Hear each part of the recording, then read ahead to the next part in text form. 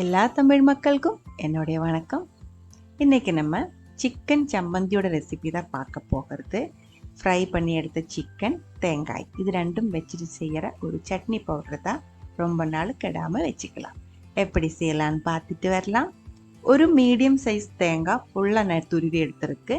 அதுக்கு இதே மாதிரி மூணு பெரிய பீஸ் அளவுக்கு போன்லெஸ் சிக்கன் தான் எடுத்துருக்கு. உப்பு மஞ்சத்தூள் போட்டு வேக வச்சு இதே மாதிரி சின்ன பீஸாக கட் பண்ணி எடுத்து வச்சிருக்கு. இது நம்ம வறுத்து எடுக்கணும். அதுக்காக ஒரு கடாய் சூடு பண்ணி அதில் 2 டீஸ்பூன் அளவுக்கு எண்ணெய் ஊற்றிக்கோங்க. அதுக்கப்புறம் நம்ம கட் பண்ணி எடுத்து வச்ச சிக்கன் அதுக்குள்ளே போட்டு நல்லா வறுத்துக்கோங்க. பச்சையாக சிக்கன் வறுத்துருச்சுன்னா ரொம்ப ஹார்ட் ஆகி போயிடும், ரொம்ப கட்டி ஆகி போயிடும். இந்த மாதிரி வறுத்தா நமக்கு சிக்கன் நல்லா சாஃப்டாக கிடச்சிடும். அதனால தான் கொஞ்சம் வேக வச்சதுக்கப்புறம் வறுத்துருக்கு. பாருங்க, இதே மாதிரி நல்லா கட்டியாக கிறிஸ்பியாக வர்ற வரைக்கும் வறுத்துக்கோங்க. அதுக்கப்புறம் இதில் 1/2 டீஸ்பூன் அளவுக்கு மிளகாய் தூள், வரமிளகாய் பவுடர், 1/2 டீஸ்பூன் அளவுக்கு கொத்தமல்லி பவுடர், 1/2 டீஸ்பூன் அளவுக்கு கரம் மசாலா, மஞ்சத்தூள் போட்டு நம்ம சிக்கன் வேக வச்சிருக்கிறதுனால மறுபடியும் இப்போ நம்ம இதில் சேர்க்க வேண்டியதில்லை. அதுவும் சேர்த்து 2-3 நிமிஷம் மறுபடியும் வறுத்துக்கோங்க. நல்ல கிறிஸ்பி ஆகணும், நல்லா டைட்டாக இருக்கணும், கட்டியாக இருக்கணும். தொட்டு பாருங்கள். இப்போ பாருங்கள், ரெடியாக இருக்குது. இனி ஒரு பாத்திரத்தில் மாற்றி வச்சுக்கோங்க. அதே கடாயில் நம்ம எடுத்து வச்சிருக்கிற தேங்காய், ஒரு மீடியம் சைஸ் தேங்காய் ஃபுல்லாக துருவி எடுத்துருக்கு. தேங்காய் எடுக்கும்போது கொஞ்சம் முத்தின தேங்காய் எடுத்துக்கோங்க, இல்லை இருந்தால் சீக்கிரம் கெட்டு போயிடும். இதில் தாராளமாக கருவேப்பிலை சேர்த்துக்கோங்க. 6 பெரிய சைஸ் பூண்டு நைட்டில் சேர்த்துருக்கு. 5 to 6 சின்ன வெங்காயம் சின்ன பீஸாக கட் பண்ணி சேர்த்துக்கோங்க. 1 இன்ச்சு சைஸுக்கு இஞ்சி, 4-5 வரமிளகாய், ஒரு சின்ன நெல்லிக்காய் சைஸுக்கு புளி நைட்டில் சேர்த்துருக்கு. தேவையான அளவுக்கு உப்பும் போட்டுக்கோங்க. அதுக்கப்புறம் இதெல்லாமே சேர்த்து நல்லா வறுத்தெடுக்கலாம். மீடியம் ஃப்ளேமில் தீ அட்ஜஸ்ட் பண்ணி கைவிடாமல் இதே மாதிரி மிக்ஸ் பண்ணி தான் வறுக்கணும்.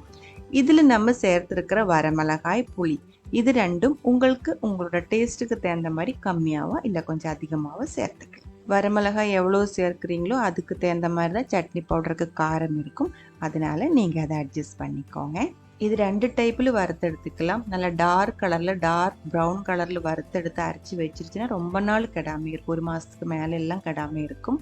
இதே மாதிரி கொஞ்சம் கோல்டன் கலரில் வறுத்ததுக்கு அப்புறம் அரைச்சி எடுத்து வச்சா 1 வாரம் இல்லை இருந்தால் ஒரு 10 நாளைக்கெல்லாம் நம்மளால் கெடாமல் வைக்க முடியும். நான் இப்போ கம்மியாக இருக்கிற குவான்டிட்டியாக இருக்கிறதுனால அந்த மாதிரி தான் செய்கிறேன். ரொம்ப ப்ரௌன் கலராக வறுத்தெடுத்து வைக்கிறேன்.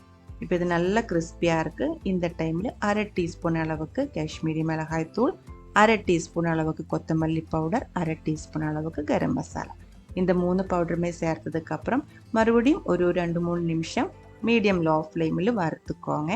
அதுக்கப்புறம் நம்ம எடுத்து வச்சிருக்கிற சிக்கன் இருக்கு இல்லைங்களா, அதுவும் இதுக்குள்ளே போட்டு ஆற விட்டதுக்கப்புறம் மிக்சியில் கிரைண்ட் பண்ணி எடுக்கணும். புரிஞ்சிருச்சுன்னு நினைக்கிறேன். 2 டைப்லையும் பண்ணி எடுத்துக்கலாம். எது உங்களுக்கு பிடிக்குமோ அதே மாதிரி செஞ்சுக்கோங்க. நல்லா டார்க் கலரில் கருகி போகாமல் வறுத்து எடுத்து வச்சு நல்ல டேஸ்ட்டாக இருக்கும். ரொம்ப நாள் கெடாமல் வைக்க முடியும். உடனே சாப்பிடணும், கொஞ்ச நாளைக்கு போதும், ரொம்ப ட்ரையாக வேண்டாம் அப்படின்னா நீங்கள் இதே மாதிரி கோல்டன் கலரில் வறுத்து அந்த வரமிளகாய், கருவேப்பிலை நல்லா ட்ரை ஆகி கிறிஸ்பி ஆனதுக்கப்புறம் ஆற விட்டுட்டு எடுத்துக்கலாம். ஒரு வாரம் மேக்ஸிமம் 10 நாள் வரைக்கும் தான் அது இருக்கும்.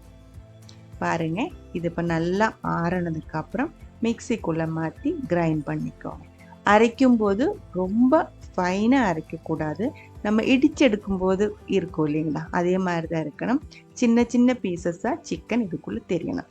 அப்போ தான் நம்ம சாப்பிடும்போது சிக்கன் நமக்கு கடிக்கிறதுக்கு கிடைக்கும். அப்போ தான் டேஸ்ட்டும் இருக்கும். சிக்கன் நல்லா கிறிஸ்பியாக நல்லா டைட்டாக வறுத்துருக்கிறதுனால சீக்கிரம் ஒன்றும் மிக்சியில் அரையாது. அதனால சின்ன சின்ன பீசஸ் இருக்கும். நம்ம கடித்து சாப்பிடும்போதும் நல்லா கட்டியாக இருக்கிற சிக்கன் பீசஸ் நமக்கு கிடைக்கும். அவ்வளோதான், சிக்கன் சம்மந்தி ரெடியாக இருக்குது. ஏர் டைட்டாக இருக்கிற ஒரு கண்டெய்னருக்குள்ளே அடைச்சி ஸ்டோர் பண்ணி வச்சுக்கோங்க. கெடாமல் இருக்கும். பிடிச்சிருந்தா ட்ரை பண்ணி பாருங்கள். அதுக்கப்புறம் உங்களோட கமெண்ட்ஸ் எல்லாம் சொல்லிடுங்க.